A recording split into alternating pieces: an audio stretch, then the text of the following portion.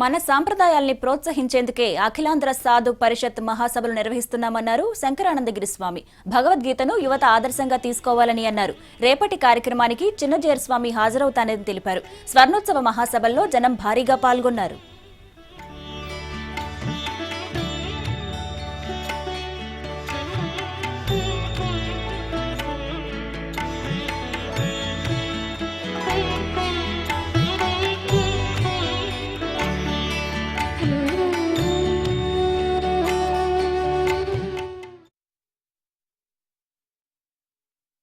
ఎవరెవరు ఏ విధంగా సాధన చేసినట్టు ఇది శాంతిని పొందుతారో చెబుతూ వస్తూ ఆ మధ్యలోనే ఒక మహానుభావుడు కరపాత్ర స్వాముల వారని ఉండేవారు.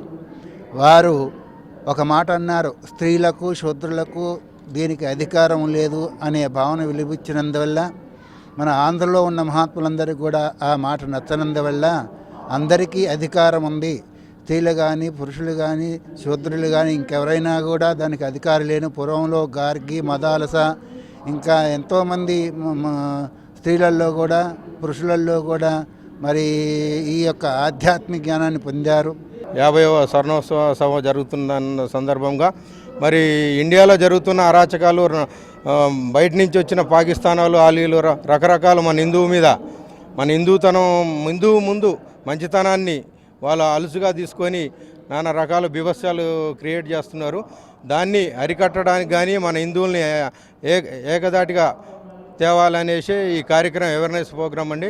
మరి ఇటువంటి డైలీ జరిగే ఈరోజు గణపతి హోమాలు, రేపు రుద్రాభిషేకము, ఎల్లుండి నవగ్రహాల పూజ జరపడం జరుగుతుందండి.